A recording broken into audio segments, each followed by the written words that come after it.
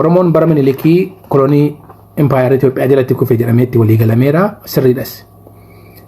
Bara Minilik dhufee biyya Oromiyaa jedhamtu kana Abisiiniyaa irraa ka'anii warri Itoophiyaa ofiin jedhan maqaan isaanii ni jalqaba Itoophiyaa ture Abisiiniyaa ture achirraa Itoophiyaa jedhanii gaafa dhufanii koloneeffatanii qe'ee keenya qabatanii kallattiidhaan eenyuun qabatanii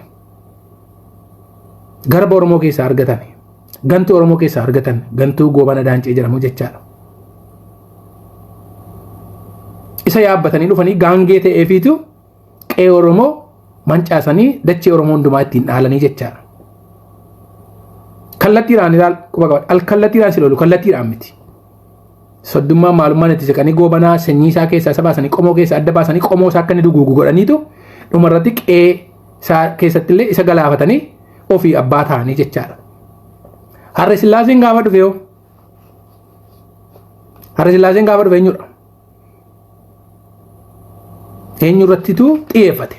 Eenyuun fudhatee ka'e inni maqaaf Oromoo Rasiyaa jedhan iyyuuti garuu sirna empaayiraa kan hoogganaa ture isa wanta ta'eef Minilikii Oromoo jedhanii yeroo ittiin Oromoo joonisaa ta'e yeroo darbe. Eenyuun qabate inni jalqaba? Nama Amaara jedhamudha maqaan isaa Amaaraadha. Yookaan Jeneraal Amaara yookaan Koloneel Amaaraati. Kan inni qabatee ittiin Oromoo lafarraa duguugaa ture bara sana eenyudha? Jaagamaa Keelloo fa'i. Maqaan gosa baay'ee wal nama jalaa rukutaa. Jaagamaan badhaanee isa goota Oromooti. Jaagamaa Keelloo jechuun garuu isa dabarsee kennedha. Akka hubannaa kootti maqaan kun lamaan isa baay'ee wal nama jalaa rukutaa wanta ta'eef kan akkasitti beekadha. Jaagamaan Keelloo kan naqee Jeneraal Waaqoo guutuu qabeenyudha jalqaba. Haile Sillaaseen eenyutti dhimma ba'e ammas? Jaagamaa Keellootti dhimma ba'eetii jechaadha. Ilaal dhufaatii isaanii. Eenyuun qabatanii eenyuun fixu? Oromoo ma godhaniitu Oromoo ma qabataniitu Jeneraal Oromoo godhanii hoggana waraanaa Oromoo godhaniitu ittiin Oromoo duguugaa dhufanii jechaadha. Minilikii Goobanaa qabatee ittiin Oromoo cabsee Harre Sillaaseen itti fufee Jaagamaa fa'aa qabateetu hayyoota Oromoo hooggantoota Oromoo kan akka Waaqoo guutuu fa'aa warra dararaa turedha jechaadha. As dhufa isaa laalli. Harre Sillaasee booddee immoo eenyutu dhufe? Dargiitu dhufe jechaadha. Dargiin immoo eenyuun gargaarame ammas Jeneraalota Oromoo kan akka Dabalaa Dhiinsaa fa'aa warra jedhaman kan Koloneelli beekamaan tika akka biyyi bara wayyaanee kan ture immoo eenyudha? Takkaa Tulluu nama jedhamu jechaadha. Takkaa Tulluu fa'aa kanatti dhimma ba'ee Dabalaa Dhiinsaa fa'aatti dhimma ba'eetu warra ittiin Oromoo lafarraa duguugaa turanii jechaadha. Qabachaa dhufanii. Eega dargiin geggeeffamte immoo eenyutu itti fufe? Mallas Zeenaawwiitu itti fufe miti? Wayyaaneen immoo dhuftee qabatte. Ammas eenyuraan lafa Oromoo duguuguutti kaate? Abbaa Duulaa Gammadaa. Jeneraal Kamaal Galchuu fa'aatti dhimma baate. Haaluu Gonfaa fa'aatti dhimma baateetu Koloneelli Abbabaa Garasuu fa'aatti dhimma baateetu ittiin Oromoo hammacaa baatee jechaadha waggaa 27. Argitanii? As dhufa isaanii. Hundi isaanii wal hirkaa fuudhanii. Abiyyiin har'a eenyuraan Oromoo goolaatti jirti har'a Oromoo eenyuraan kolaasaatti jirti. Maqaaf Oromoo jettu iyyuu malee sirna nafxanyaa geggeessaatti mitiire. Eenyuun Oromoo goolaatti jira. Jeneraalota isaa argiteetta miti. Biraanuu Juulaa miti jeneraalli isaa kan Oromoo lafarraa duguugaa jiru. Manaa wajjin kan Oromoo gubaatti jiru. Dubbichi achiinis kottu asiinis kottu sirnuma nafxanyaatti kan taphichi sirratti taphachaatti jiru Oromoo irratti. Maqaa karaa nagaatiin Abishee Garbaa nyaatameera beekadhu. Waaqoo guutuu itti taphataniiru. Jeneraal Waaqoo guutuu itti taphataniiru. Maqaa karaa nagaatiin Oromoon itti milkaa beeka. Jeneraal Taaddasaa Birruu maqaa karaa nagaatiin kan galaafatan beekadhu. As dhufisaa akka kanaa jechaadha. Mootummoonni dhufanii wal hirkaa fuuchaa dhufan hundi isaanii jeneraalota hooggantoota maqaan Oromoo tattaan kan hundumaa of dura qaba jaratti dhimma baatu si duguugaa dhufanii har'aan si gahanii jiru jechaadha. Si yaadachiisuudhaaf seenota kana namooti beektaa warra nuti nagalatamaa isiniin jenne. Argitanii egaa si yaadachiisuudhaaf amma sirra deebi'ee maqaa jiraa isinitti hima. Minilik bara Oromiyaa koloneeffate Goobana Daancee qabateetti. Harre Sillaaseen bara Oromootti taphachaa ture jeneraala Jaagamaa Keellootti dhimma ba'eetu Oromoo lafarraa duguugaa ture. Har'a Sillaasee booddee dargiin gaafa dhufe eenyudha? Dabalaa Dinsaa koloneel takkaa faa kana qabateetu takkaa tulluufaa tika nagaa godhatee jira. Tika nagaa akkuma Abiyyiin bara Wayyaanee hojjete godhe. Wayyaaneen achi dhufte jeneraal Abbaa Duulaa Gammadaa, jeneraal Birgeedee jeneraal Kamaal Galchuufaa, Haayiluu Gonfaafaa waan beeknuuf kan Wayyaanee immoo baay'ee isaanii isinitti himuu dandeenya jechuudha. Jeneraalotuma kana qabattee dhufte lafarraa sirrii guugaa turte. Arras bara Abiyyii keessa Haayiluu kun Biraanuu Juulaafaa, Baacaa Dabaleefaa jarreen akka kanaa qabatanii Abbabaa Garasuufaa itti fufee ammayyuu kan hojiitti jiru jecha.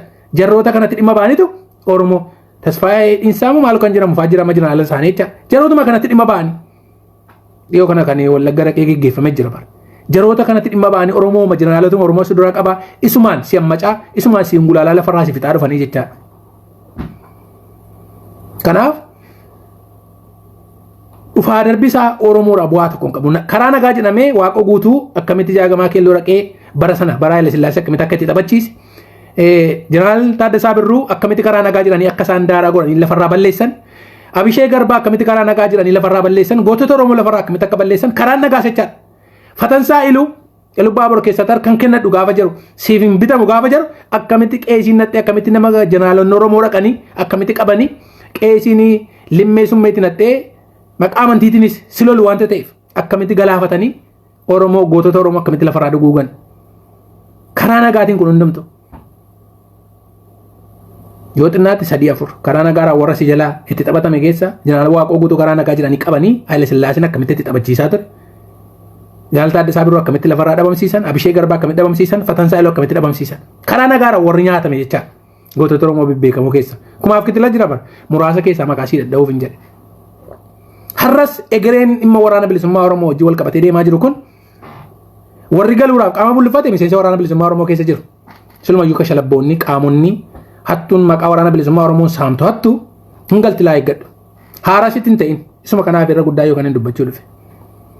Diraamaa amma deemaa jiru kana dhugoomsuudhaaf warri fakkeessi qaama bubullafatte tokko tokko keessa baduudhaaf qophii irra jirte jechaadha.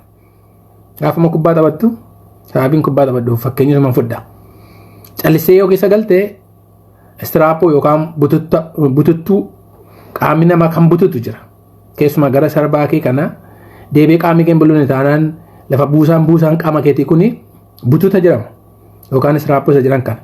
Isatu si qabaa jechaadha. Callisee dirree keessa hin galtu. Otoo dirree hin galin bulluffachuu qabda. Isa duras qaama kee sirriitti bulluffachuu qabda. Qaamni kee waliikuu qabaa jechaadha. Hamma hojii kana keessa maqaa kanatti dhimma ba'ame maqaa araaraa kana dhimma ba'ame warri saamaa ture warri maqaa waraana kanaatti waan baay'ee cubbuu meeqa dalagee hoogganaaf hin ajajamne hoogganas kan fakkaatu galuudhaaf jiru jarri kun qophaa'e eeggadhu. Garuu waraana bilisummaa Oromoo galee jechuu miti. Waraanni bilisummaa Oromoo kaayyoo bilisummaaf walabummaa Oromiyaatti warra manan warri kaayyoo ganamaatti jiran ammallee bosona keessatti hin hafu. Garuu dhalli Oromoo dhuguma nagaaraan galame kunoo baluu galee baluu tafee jettee ololaaf hin qophaa'in dursine sitti maatte jira.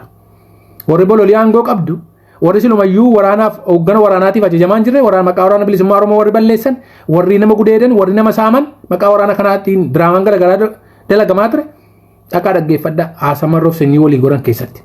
Waraana gosa 4tu jira. Waraana nyaaphaa kan diinaa jechaadha. Waraana wallaalaa waraana dammaqiinsa qabu du'uun barbaanne faayidaadhaaf qabsaa'uu fi waraana bilisummaa Oromoo bilisummaa walabummaa Oromiyaatiif qabsooftu. Qaamota kana 4tu jira. 4 keessaa tokkittii san see walabummaa bilisummaa Oromiyaatiif qabsooftu isee duwwaa tafa. Waraanni nyaaphaan galaa, waraanni wallaalaan hin galaa, inni du'uun barbaanne faayidaa maqaa waraana bilisummaa Oromootiin maallaqa daaspooraa kanarraa guuree ittiin duroomaa jiru biizinasii garaagaraa ittiin hojjechaa jiru innis galuudhaaf qopheera. Gaafa jarri kun sadan sokkanii waan waraana bilisummaa Oromoo inni bilisummaa walabummaa Oromiyaatiif gadi ba'e dhiisee gale sitti hin fakkaate. Darreetti kanaafuu jira. Fakkeessitoonni galuuf qaama bulluffachaatti jiru. Durseen sitti maatte jira beekadhu. Araaricha akkas akka goonee jedhame takkaa araaraan Oromoon bilisoomus tokkos hin jiru. Araaraan garuu Oromoon hayyuu isaa dhabeera, hooggana isaa dhabeera. Garuu waa tokko beekadha. Hoogganni galees galuu baates qabsoon bilisummaa Oromoo itti fufa. Kun muuxannoo adda bilisummaa Oromoo dhaabii adda bilisummaa Oromoo jedhamu qaburraati. Ololaaf yookaan si jajjabeessuudhaaf yookaan isin jajjabeessuudhaaf kan isin itti dubbadhu kan. Ragaa isaatu lafa jira. Shinniigaatti amma maaltu ta'e? Seenaa shinni gaafa jedhamu amma hoogganatu dhume jedhamti. Hooggana hunda isaaniitu dhume beekadhu. Hooggana hunda isaaniitu dhume boolla tokkotti. Hoogganni hundi isaa dhume hooggana maleeyyii godhame sila. Akka shira sanaatti hooggana maleeyyii godhanii akka barbaadan godhanii daaraa godhuuf ture. Hoggaa 2-3 hafuura balleessanii hojii isaaniitti fufaniitu hooggannutu hin jiraatin lubbuu isaanii kennanii lafee isaanii caccabsanii dhiiga isaanii dhangalaasaniitu jiraachuu waraana bilisummaa Oromoo dhaaba adda bilisummaa Oromoo addunyaatti beeksisanii jechaadha. Warri lubbuudhaan irraa hafe gabaa galgalaayyuu dhaqanii iddoon taane keessatti akka kufan malee aarsaa akkasii kaffalaniitu waan hin jirre isa hoogganni irraa dhume illee jecha hoogganni yoo galees yoo du'ees qabsoon Oromoo waan du'e miti. Yaadattuu yeroo darbe seeseeraa fi kaafaayin akkasuma piippiin gaafa walii galanii du'a marroo lallabaa turanii reefa boolla keessaa baasanii haasaa turan sana. Namni baay'een abdii kutatee ture bakka qabsoon Oromoo waan goolabame itti fakkaate beekadhu. Qabsoon adda bilisummaa Oromoo nama tokko irratti maxxanee hin jiru. Ragaan isaa immoo maaloo fakkeenyaaf Jaallaggasaa Waggii gaafa isaan lixa keessatti wareegamanii qabsoon bilisummaa Oromoo lixa keessaan dhaabbanne. Akkuma sooshaal miidiyaan jiraatee balbalaa baatuyyuu warri irraa hafan miseensi waraanaa hoogganni isaanii ta'an hundumtu hojii marra ture. Takkaa nagaa argattee hin beektu wayyaanee waggaa 27 keessatti. Keessumaa naannoo itti dhalatee guddate keessatti nagaa argatanii hin beekan. Takkaa kaabinee isaanii nagaan teessee hin beektu. Ettuma fufanii jechaadha. Dhalootaa dhalootatti dabarsaa dhufan. Hoogganni yoo gales, hoogganni yoo ganes galus kan galus jira, kan ganus jira. Yeroo sana wanta biraan ilaaleen. Ittuma fufa qabsoon bilisummaa Oromoo. Kanaaf warri qaama bullufattanis sokkaa. Xuriin qabsoo Oromoo keessa Oromoon qabsoo haqaarra jirtan bilisummaa walabummaa Oromiyaatti amantan. Warri Oromiyaan biyyummaa seesee duriitti deebi'uu qabdi jettanii amantanii bilisummaa walabummaa Oromiyaatti amantan baga gammaddan ammallee. Sababiin isaa maaliif beektaa? Fakkeessitoonni maqaa asii bilisummaa asii immoo Itoophiyaa keessa jiraachuu hawwanii miseensa waraanaa keessa illee wanta jiraniif jarri kun yeroo itti calalaa jiranidha dibbitti. Oromoodhaaf Waaqayyoo wanta gaarii fiduu barbaadeeti. Si'a tokko akka ija xiinxalaa bilaashaatti gaafa laallu fakkeenyaaf 2018 amma inni guddaan yakka 2018 Oromoo irratti geggeeffame ganummaa Oromoo irratti geggeeffame persentii 100 keessaa 100 namammaa Jawaar irra kaa'a. Ani immoo Jawaar sababa malee taate sana rabbumatu godhe waaqumatu godhe jedhee yaada. Garuu Waaqayyo gaafa waa tokko gochuu barbaadu fakkeenyaaf dinqii tokko gaafa jechuu barbaadu nama fo'ateetu namumatti dhimma ba'ee akka namantii hordofutti harreetti illee dhimma ba'ee dalagaa dalageera dhagaattis bishaanittis dhimma ba'ee waaqi dalagee darbeera. Ergaa dabarfachuu barbaadu sababa godhee darbaa jechaadha. Fakkeenyaaf akka amantiin hordofutti namni Yihudaa jedhamu Yesuus Kiristoosiin dabarsee kennee jedhama. Utuu Yihudaan hin dhalatin utuu Yesuus Kiristoos hin dhalatin akka seenaa sanaatti jechaadha. Fakkeenya kanan isinii kaasuu barbaade. Warra amantaa sana hordofne callisaa dhaggeeffadhaa inni kun isin hin ilaaltu garuu ragaa ta'a wanta taatee 2018 Oromoo irratti ta'ee fi dhimmi Yihudaa wajjin wal fakkaata. Sababiin isaa maaliif Yihudaan dhufee hin dhalanne Yesuus dhufee hin dhalanne yeroo sana. Waa'een seenaan akka dhufee dhalatu akka harka namaatti dabarfamee kennamu akka qarshii 30 gurguramu qarshii seeleetu irraan irratiin sun hundumtuu dhaloota jara sanaa duratu barraa'ee jechaadha. Dirqama wanti barraa'e sun immoo dubbii Waaqayyoo wanti dubbatame raawwatamuun waan qabuuf garuu namni sababa ta'ee dhufee wanta kanatti dirame ittiin dhimmi sun raawwatame wanti dubbatame utuu hin dhalatin dura utuu Yihudaan hin dhalatin dura dubbatame sun karaa Yihudaatiin raawwatame jechaadha. Yihudaan akka gantuutti ilaalama. Akka waajjira keenyaatti gantuutti ilaallu. Ergaa dubbii Waaqayyootu karaa isaa raawwate wanta ta'eef. Gaarii godheetu hin taane dubbii Waaqayyoo raawwatamuuf karaa isaatti dhimma beera jechaadha. Akka waajjira keenyaatti akkasitti ilaalla. Dhimma Jawaarii kanaa wajjin wal qabsiisee ilaala.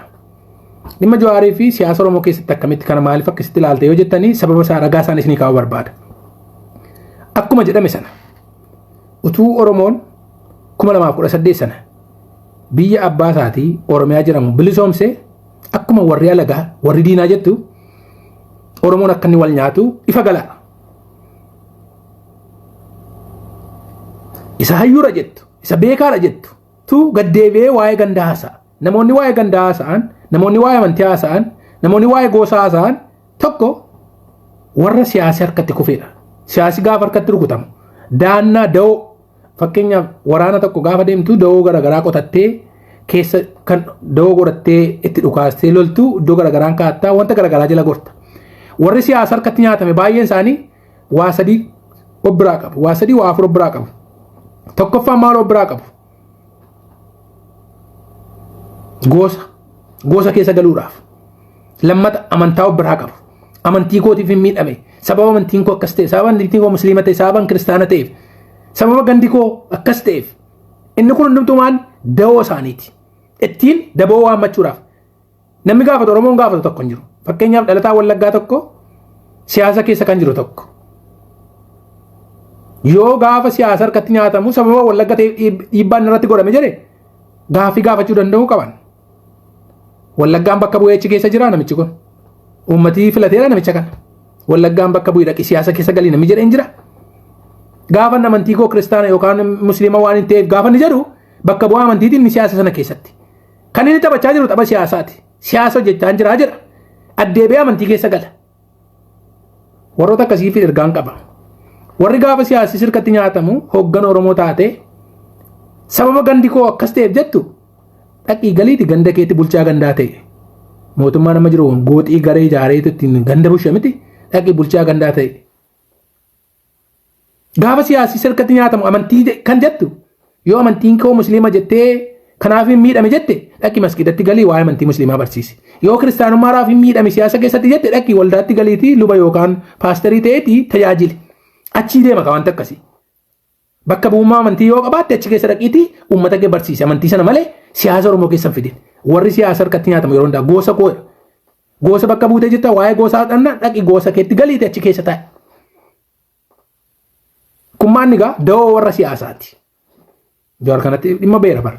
Sabanni musliima ta'eef sabanni gandi isaa akkas ta'eef jira. Ganda bakka buustee ergitee jalqaba. Warra madaboodhaaf suni yoo Wallaggarraa namni siyaasa akkasii dalagu jiraate daboo isaa gaafa irratti dhuguma Wallagga taana maal jettee gaafa irratti waraabdu yookaan dhuguma saabii naarsii ta'e saabni baalee yoo shawaa ta'e jettee kan baatu bakka bu'ummaa eenyu kenneef situ kenneefi shawaa bakka buustee achi keessaa qabda.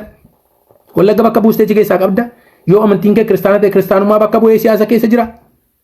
Musliimummaa bakka bu'ee achi keessa jira. Kanaan jira taanaan nama siyaasaa mitechaadha. Garuu dubbittiin maan siyaasa harkatti nyaatama gaafa harkatti warri rukutu sababa kanaaf rukutame jira. Dawoodhaaf ila daboo waammannaa. Biyya keenya daboo waammatu beekadhu gaafa mana ijaaranii mucaa baadiyyaa waan hin ta'eef sitti nima.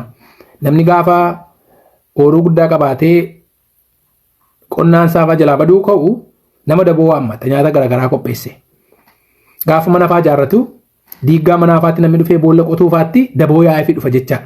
Akka kana godhaniitu warri siyaasa harkatti nyaatame. Hooggannoonni siyaasa Oromoo warra of hin jettu akkasitti diraamaa Oromoo irratti hojjetu jechaadha.